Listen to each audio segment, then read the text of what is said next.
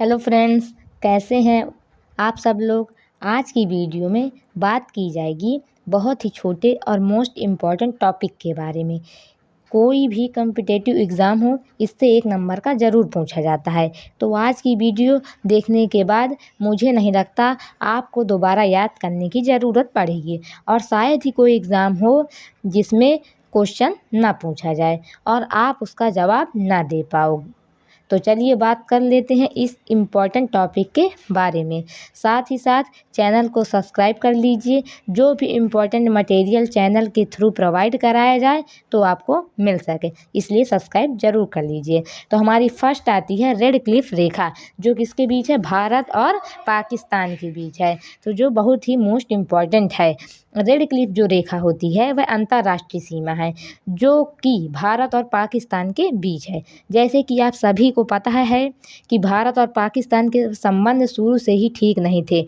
दोनों देशों में खूनी जंग रही है। समझ रहे हैं ना आप लोग, मतलब दोनों में लड़ाई चलती रहती है, खूनी जंग होती रहती है। तो आप इसे खून से रिलेटेड कर सकते हो। तो खून जो आपका होता है वो रेड होता है, तो इसे आप रेड क्लिफ रेखा के नाम से याद कर सकते हो। तो अगर एग्ज़ाम में पूछा जाए कि रेड क्लिफ रेखा किसके मध्य है, तो भारत और पाकिस्तान के बीच है। चलिए अब नेक्स्ट देखते हैं। तो जो ये रेड क्लिफ रेखा है जो भारत और पाकिस्तान के बीच पाई जाती है। चलिए अब नेक्स्ट देखते हैं।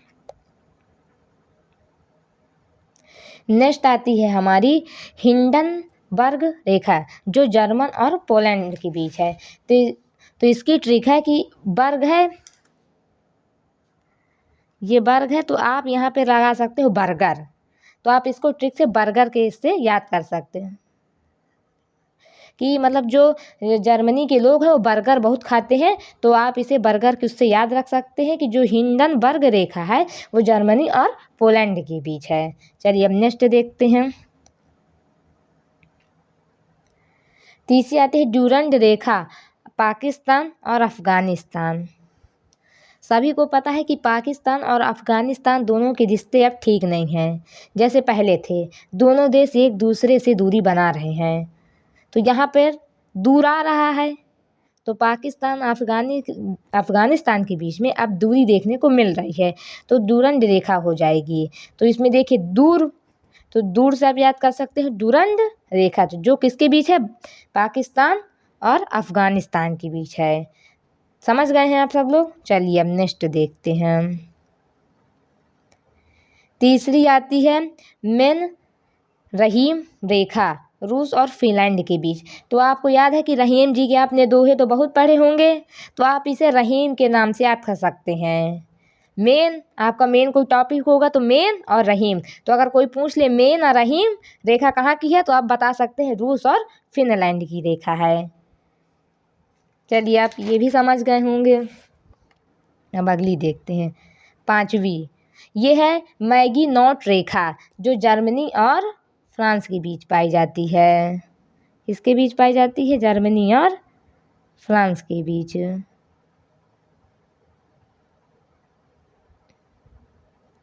एक मिनट दोस्तों।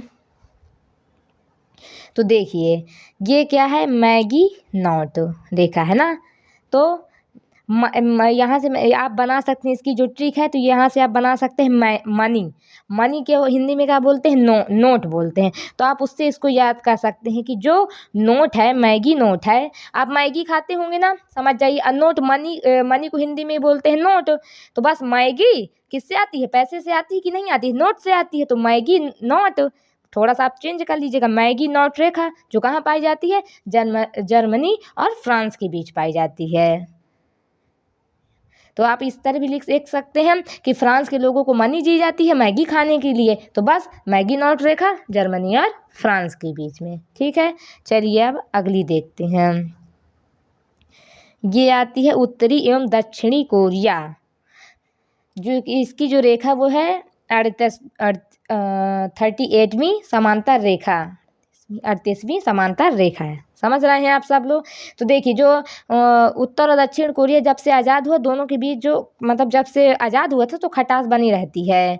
इनका हमेशा 36 का आंकड़ा चलता रहता है। समझ रहे हैं आप सब लोग। तो बस वहाँ पे आपको चेंज कर देना है कि जिनका 38 का आंकड़ा चलता है वो है उत्तरी और दक्षिणी कोरिया, तो उसकी रेखा का नाम हो जाएगा 38वीं समांतर रेखा। चलिए अब नेक्स्ट देखते हैं।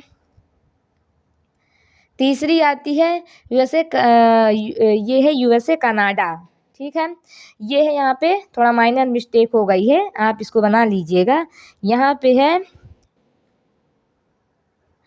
यूएसए कनाडा है, यहाँ पे यूएसए हो गया और फिर यहाँ पे आपको लिख देना है कनाडा, तो ये हो जाएगी। और यहाँ पे है 49 है ना, 49 समांतर रेखा। तो मतलब अगर पूछ ली वैसे कनाडा के बीच की जो रेखा है वो 49वीं समांतर रेखा है। तो आप सब लोग बता ही देंगे 49वीं समांतर रेखा किसके बीच में है, यूएसए और कनाडा के बीच में है। ये 49 ये साल लिख गया, थोड़ा माइनर मिस्टेक हो गई है, इंग्लिश में आ गया है। तो यहाँ पे यूएसए है, यहाँ पे जो फाइट लिखा है इसमें कनाडा है और ये 49 समांतर रेखा हो गई। ठीक है, आप कहो तो मैं इसमें टिक भी लगाए दे रही हूँ कि ये यहाँ पे हो जाएगा। फिर यहाँ पे बराबर का है, ये 49 समांतर रेखा, ये पूरा है यहाँ से यहाँ तक। 49वीं है लिखा तो वो कन्वर्ट हो गया है। ठीक है, तो इसको आप काट दीजिएगा, ये अलग से लिख गया है। तो ये यूएसए और यहाँ पे हो जाएगा, यूएसए के बाद आता है यहाँ पे कनाडा। ठीक है, चलिए अब नेक्स्ट देखते हैं। अब अगली आती है मैक-मोहन रेखा, जो भारत और चीन के बीच पाई जाती है।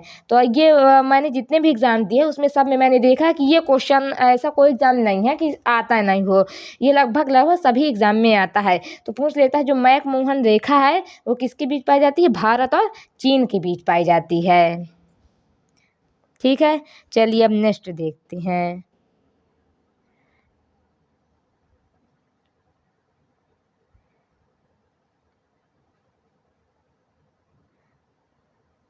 इतनी ही थी दोस्तों। तो देखिए हमारी पूरी रेखाएं अब ख़त्म हो गई हैं।